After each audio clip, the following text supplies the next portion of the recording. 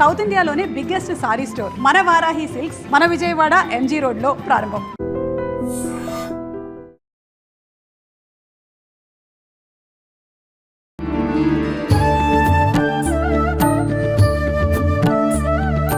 నమస్కారం అండి. శ్రీమాత్రే నమః. గురుగారు, చాలా వరకు ఏదైనా ఆపద వచ్చినప్పుడు, ఏదైనా ఇబ్బంది కలిగినప్పుడు ఆ ఇబ్బంది నుంచి సునాయాసంగా బయటపడ్డాము అంటే భగవంతుడు ఉన్నాడు, భగవంతుడు ఈ సమస్య నుంచి గట్టెక్కించాడు, మమ్మల్ని కాపాడాడు అని చెప్పి అనుకుంటూ ఉంటాం. మళ్ళీ అంటే ఇంకా కొన్ని పరిస్థితుల్లో సేమ్ టైం అంటే అప్పుడు కాపాడిన భగవంతుడు ఇప్పుడు కాపాడుతాడు అనే నమ్మకంతో ఉంటాము, కానీ ఆ ఇబ్బంది నుంచి మనం బయటపడమనుకోండి, లేడు అసలు భగవంతుడు ఉంటే కాపాడేవాడు కదా, ఎందుకు ఇట్లా చేస్తాడు అని చెప్పి అంటూ ఉంటాం. అసలు ఎందుకు కాపాడాలి, ఎందుకు కాపాడకూడదు, ఇవన్నీ ఏంటి, ఆయనకు మనకున్న సంబంధం ఏంటండి? చాలా మంచి ప్రశ్న వేశారు. అయితే ఇక్కడ ఏంటంటే ఫస్ట్ ఆఫ్ ఆల్ ఆయన ఆ పరమాత్మ ఏంటంటే కొంత కంప్లీట్గా ఆయనే చూసుకుంటాడు, కొంత ఫ్రీ వీల్ అనేటువంటిది ఉంటుంది. అంటే మన చేతుల్లో కొంత వదిలేస్తాడు. మనం చేసే పాప పుణ్య కర్మల వల్ల మనం అనుభవిస్తూ ఉంటాం. మనం ఏం చేస్తామంటే ఆ విషయం తెలియక అన్నిటినీ భగవంతుడితో ముడిపెట్టడము, లేకపోతే భగవంతుడు లేడు నేనే అన్నీ చేస్తున్నాను అనే ఒక గర్వంలో ఉండడము జరుగుతూ ఉంటుంది. అది కొంతమంది గర్వం అంటారు, కొంతమంది కాన్ఫిడెంట్ అనుకుంటారు, ఈ రకంగా ఉంటూ ఉంటుంది. బట్ యాక్చువల్ ట్రూత్ ఏంటి అంటే ప్రతిదీ కూడా ఆ పరమాత్మ నడిపిస్తున్నాడు. ఇది ట్రూత్. ఇంకా అందులో డౌట్ ఏం లేదు. ఎందుకంటే ఇప్పుడు ఓన్లీ ఆర్గన్స్ ఇవన్నీ పర్ఫెక్ట్గా ఉంటే మనిషి బ్రతికి ఉండాలంటే మరి చనిపోయినోడికి ఏమవుతుందని, అన్ని ఆర్గన్స్ బాగానే ఉన్నాయి, బ్లడ్ ఉంది, అన్నీ ఉన్నాయి, కానీ ఏమైందంటే చనిపోయాడు. మరి ఎందుకు నిలబట్టడం లేదు? బికాజ్ లోపల నుంచి ఆత్మ వెళ్ళిపోయింది. ఆ ఆత్మ వెళ్ళి పరమాత్మలో కలిసిపోయిందా, ఇంకో జీవం ఇంకో జన్మెత్తిందో, సంథింగ్ జరిగింది అక్కడ. ఇక్కడ ఫస్ట్ ఆఫ్ ఆల్ ఏంటంటే ఒక క్లారిటీ పెంచుకోవాలి. ఏమిటా క్లారిటీ అంటే పాయింట్ నెంబర్ 1, ఒక శక్తి ఏదైతే ఉందో దాన్ని మనం పరమాత్మ అని పిలుస్తున్నాము.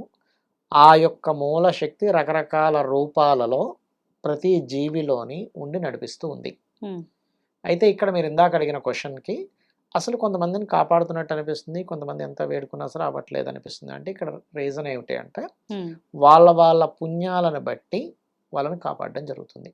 వాళ్ళ కర్మలను బట్టి అది వాళ్ళ జీవితం అనేది వెళ్తూ ఉంటుంది.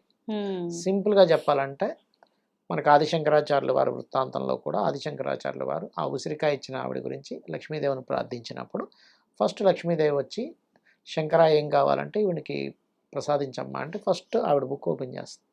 అసలు ఎంత పుణ్యం ఉంది, పుణ్యం లేదు, నేను ఎట్లా ఇవ్వాలి అంటే లక్ష్మీదేవి ప్రత్యక్షమై కూడా పుణ్యం లేదంటే వెళ్ళిపోతానంటుంది.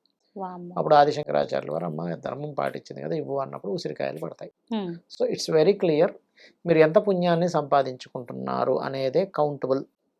అంటే ఒకవేళ గత జన్మలో చేసిన పుణ్యం తక్కువగా ఉన్నప్పటికీ లేకపోయినప్పటికీ ఇప్పుడు ధర్మంగా ఉంటే కూడా మీకు కాపాడుతుంది. అంటే చిన్న ఎగ్జాంపుల్ అండి, ఇప్పుడు ఈ ఆఫీస్ నడుస్తుంది, ఒక 400 మంది ఉంటారు ఎగ్జాంపుల్ ఎంప్లాయీస్. ఇందులో ఎవరైతే సిన్సియర్గా పనిచేస్తూ ఉంటారో వాళ్ళ మీద ఎక్కడో దగ్గర యాజమాన్యానికి ఎంతో కొంత తీసేయాలంటే ఆలోచిస్తారు, కొంతమంది తీసి మార్చేసేటప్పుడు. కానీ ఎవరైతే సరిగ్గా చేయట్లేదో వర్క్ వాళ్ళని తీసేయడానికి ఫస్ట్ లిస్ట్లో పెడతారు. ధర్మం కదా, వాళ్ళ వృత్తి ధర్మాన్ని వాళ్ళు పాటిస్తున్నారు, సింపుల్. అట్లాగే మనము ఏదైతే ధర్మాన్ని పాటిస్తామో, ధర్మబద్ధంగా మనం ఏదైతే కర్మ చేస్తామో అది పుణ్యంగా మారుతుంది. ఇక్కడ ఏంటంటే ఫస్ట్ ఆఫ్ ఆల్ పుణ్యం ఎలా వస్తుంది? పరోపకారం పుణ్యం, పరపీడనం పాపం. మనం చూస్తూ ఉంటాం సొసైటీలో, ఏమండి వాడు అందరినీ కాల్చుకు తింటాడు, వాడు మహాక్రూరుడు అయినా వాడు బాగున్నాడు. కారణం ఏంటంటే వాడు పూర్వజన్మ పుణ్యం ఉండి నడుస్తుంది. శిశుపాలుడు శ్రీకృష్ణ పరమాత్మని అనరాని మాటలు అంటూ ఉంటాడు. 100 తప్పులు అయిపోయేదాకా సైలెంట్గా ఉంటాడు, 100వ తప్పు అవగానే చక్రం వదిలి చంపేస్తాడు. ఇక్కడ ఏంటంటే మనం అసలు మన కర్మలు ఏమిటి, మనం అసలు దేని మీదకి భూమి మీదకి వచ్చాము అనే విషయాన్ని మర్చిపోయి బంధాలలో ఇరుక్కుపోయి అయ్యో ఏంటిది అంటే, కొంతమందికి చాలా సాడ్ విషయం చెప్పాలంటే వయసులో ఉన్న కొడుకు చచ్చిపోతాడు, వయసులో ఉన్న భర్త చనిపోతాడు, లేకపోతే తల్లిదండ్రులకి ఇంకా చిన్నపిల్లగా ఉండగానే తండ్రి చనిపోతాడు. ఇలాంటివి జరుగుతున్నప్పుడు ఏమవుతుంది అంటే మనకి చిచి నేను ఇంత దేవుణ్ణి ప్రార్థిస్తే అవ్వలేదేమిటి, ఇలా జరిగింది ఏంటి, సో దేవుడు లేడు, భగవంతుడు లేడు, ఇదంతా ట్రాష్ అనే ఒక ట్రామాలకు గురవుతారు. కానీ నేను మీకు ఒక విషయం చెప్తా. మహాభారత తెలుసు కదా, మహాభారత యుద్ధంలో శ్రీకృష్ణ పరమాత్మ ఎవరితో దగ్గరగా ఉంటాడు? అర్జునుడు. అతనికి రథసారం చేశాడు కదా. ఆ శ్రీకృష్ణ పరమాత్మ అంత దగ్గరగా ఆ 18 రోజుల యుద్ధంలో ఉన్నప్పటికీ కూడా అర్జునుడి యొక్క పుత్రుడు అభిమన్యుడు యుద్ధంలో చచ్చిపోతాడు, వాళ్ళు దొంగ దెబ్బ తీయడం వల్ల. మరి అలాంటప్పుడు శ్రీకృష్ణ పరమాత్మని బ్లేమ్ చేయాలి అర్జునుడు. ఏం లాభం, నువ్వు నా పక్కనే ఉన్నావు, నేను నేను బావ బావ అని పిలుస్తున్నాను, నువ్వు నా పక్కనే ఉండి కూడా నా కొడుకు చచ్చిపోతే నీకు తెలియదు ఏమీ లేదు, మరి ఎందుకు కాపాడలేదు అని. అవును. అవునా కదా? ఇంకా కృష్ణుని వదిలేయాలి, నువ్వు పరమాత్మ కాదని చెప్పి ద్వేషించాలి, అలాంటి సంఘటన ఎక్కడ జరగల. ఎందుకు అంటే శ్రీకృష్ణ పరమాత్మ యుద్ధానికి ముందు కరెక్ట్గా యుద్ధ రంగంలోకి వెళ్ళినప్పుడు అక్కడ ఉన్న వాళ్ళందరినీ చూసి మనుమలని, తాతల్ని, గురువులని, సహోదరులని, మిత్రులని అందరినీ చూసి హృదయము ద్రవించి నకాంక్షే విజయం కృష్ణ అని చెప్పి అన్నాడు. నాకు విజయం వద్దు, రాజ్యం వద్దు, ఏమీ వద్దు, అవును. వీళ్ళందరూ నేను చంపడం ఏమిటి, వర్ణ సంక్రమం జరిగిపోతుంది, అదే అయిపోతుంది, ఇదే అయిపోద్ది అన్నాడు.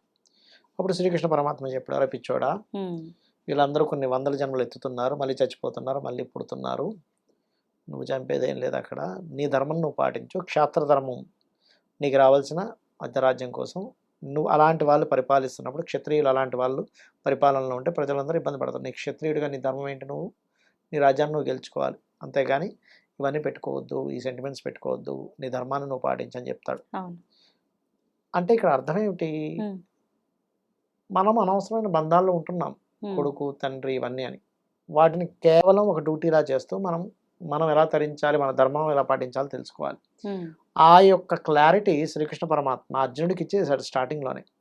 ఇచ్చాడు కాబట్టి ఓహో ఓకే, ఇది జస్ట్ మనం ఆత్మస్వరూపం, ఈ శరీరం అంతా బయటికి కనబడుతుంది, మనం చొక్కా పాడైపోతే తీసి పడేసి మళ్ళీ కొత్త చొక్కా అలా వేసుకుంటాము, సేమ్ యాస్టీజ్ అంతే ఈ శరీరం కూడా ఒక క్లారిటీ వచ్చింది కాబట్టి అభిమన్యుడు చనిపోయినప్పుడు బాధపడ్డాడు, కానీ ఎక్కడా కృష్ణుని వ్యతిరేకించలే. అర్జునుడి కంటే సన్నిహితంగా ఉండేటువంటిది ఎవరున్నారండి చెప్పండి అసలు? శ్రీకృష్ణ పరమాత్మ పక్కనే ఉన్నాడు. మనం అసలు మనతో అలా ఉన్నాడు, అసలు ఇంకా అలా ఉండి చేస్తే ఇంకా మనం అసలు కృష్ణుడి మీద పెద్ద యుద్ధమే చేస్తాం. నువ్వు పక్కనే ఉండి ఏం లాభం, మనకి ఇంకా క్లారిటీ లేక మనం ఇంకా ఏమో ఉన్నాడో లేడో అన్న దీంట్లో ఉన్నాం, అంటే ఇంకా మూర్ఖంగానే ఉన్నాం మనం.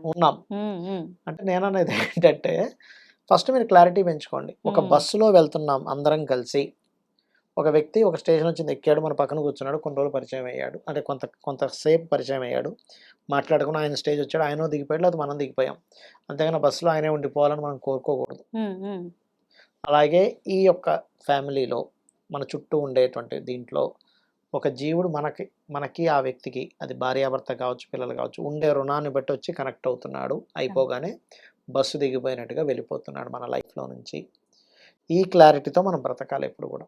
అలాగే మనల్ని మనం ఉద్ధరించుకోవడం చూసుకోవాలి. మీరు ఎన్ని చేసినా, అంటే ఎన్ని డబ్బులు సంపాదించినా, ఎన్ని బిల్డింగ్లు కొనుక్కున్నా, ఎన్ని కార్లు కొనుక్కున్నా, ఎంత జలసాలు చేసినా, ఏమి చేసినా కూడా మీకు మిగిలేది ఏమిటంటే మీరు చేసుకున్న పుణ్యం.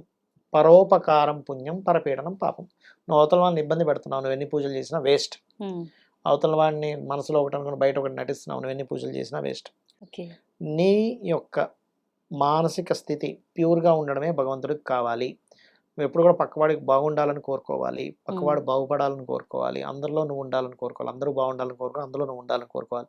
పక్కవాడు నాశనం అయిపోవాలని నువ్వు పూజలు చేస్తే అది నీ నాశనానికి ఉపయోగపడుతుందేమో కానీ నీ బాగుకి ఎక్కడ ఉపయోగపడదు. కాబట్టి ఫస్ట్ నువ్వు పెంచుకోవాల్సిన క్లారిటీ ఏంటంటే ఇది ఆత్మ, ఈ శరీరం శాశ్వతం కాదు, శరీరం కోసం మనం పాకులాడుతున్నాము, బంధాలు బాంధవ్యాలన్నీ ఒక చిన్న బాధ్యతలు లాంటివే, అంతవరకే మనం ఉంటూ మన జన్మను తరించడం కోసం మనం ఏ సాధన చేస్తున్నాము. సనాతన ధర్మం అంటే ఎంతసేపు సనాతన ధర్మం సనాతనం కాదు. ఫస్ట్ మీరు దేవతను పట్టుకొని ఆ దేవతనే ఉపాసన చేస్తూ మిమ్మల్ని దేవత రకరకాల జన్మలకి గొప్ప స్థాయికి తీసుకెళ్తుంది. ఆఫ్టర్ డెత్ ఏంటనేది ఆలోచించండి. ఇక్కడ ఉన్నది ధర్మంగా బ్రతకండి, ఆఫ్టర్ డెత్ ఏంటని ఆలోచించండి. మీరు సంపాదించిన బిల్డింగ్లు, డబ్బులు ఏవి రావు మీ వెనకతల. అలా సంపాదించొద్దని చెప్పలే శాస్త్రం, ధర్మబద్ధంగా సంపాదించు, హుందాగా బ్రతుకు, నలుగురికి సహాయం చేయి. సంపాదన దేనికంటే నువ్వు ధర్మం పాటించడానికి, ధర్మాన్ని పాటించడానికి సంపాదించు, నలుగురికి సహాయం చేయి. అలా అపాత్ర దానం కూడా చేయకు.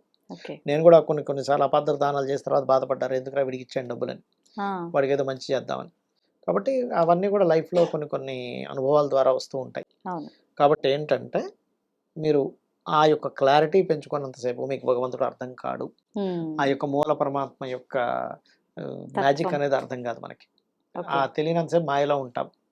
దేవుణ్ణి ఒకసారి కలిసి వస్తే ఓ అని చెప్పి హోమాలు చేసేస్తాం, కలిసి రాకపోతే దేవుడు లేడని మన దగ్గర పడుకుంటారు, అంతకు మించి కాసేపట్లో ఒక వైరాగ్యము అంతే. శ్మశాన వైరాగ్యం అంటారు చూసారా, శ్మశానికి వెళ్ళగానే ఇంకేముంది, అంత ఏమీ లేదు అనిపిస్తుంది, రెండు తెల్లారంగానే మళ్ళీ ఒకటి పరిగెడుతుంటారు, అంతే. అది ఫస్ట్ ఎంజాయ్ చేయాలి. అంటే మరి ఈ వైరాగ్యము ఇదంతా కూడా కాసేపు అనిపించటము అనిపించకపోవడం కూడా ఆయన లీల కాదంటారా? మనసు మాయ అండి, మాయ, మహామాయ. అమ్మవారే మహామాయ. మనల్ని మోహంలో ఆవిడే ఉంచుతుంది. ఆవిడ పాదాలు పట్టుకుంటే ఆవిడే ఆ మోహం నుంచి బయటపడేస్తుంది. ఈ మాయలో ఉంచేది ఆవిడే. ఈ మాయ నుంచి బయటపడేసేది ఆవిడే. ఓకే. అంటే మాయలో ఉన్నప్పుడు ఆ మార్గంలోకి వెళ్ళడానికి మనం ఆలోచన చేస్తున్నామా లేదా అని పరీక్ష అనుకోవచ్చా? అంతే. మీరు లలిత సహస్రనామాలు అర్థం చేసుకుంటూ గీతని పూర్తిగా మీకు అర్థమైపోతే మీరు మాయ నుంచి బయటపడతారు. సింపుల్. ఓకే, ధన్యవాదాలండి. శ్రీమాత్రే నమః. And for more videos, Please subscribe to iDream. Please subscribe to iDream. Please subscribe iDream. And please subscribe to iDream. For more videos, subscribe to iDream. please like, share and subscribe to the channel. Congratulations, iDream. Subscribe to iDream. Subscribe to iDream. So subscribe to iDream Media. iDream की iDream team अंदर की huge congratulations. Please subscribe iDream Media. Please subscribe to iDream. Subscribe iDream. Please subscribe to iDream. iDream అంటే నా కళల ఛానల్ను subscribe చేసుకున్నారు, నోరు తిరుగుతలేదు. మీరైతే గంట గుర్తు కొట్టండి. For more such videos, please subscribe to iDream. Subscribe to iDream. Please subscribe to iDream. Please subscribe iDream Media. Please do subscribe to iDream. Please subscribe to iDream Media. For best entertainment and information, please subscribe iDream. And don't forget to subscribe to iDream.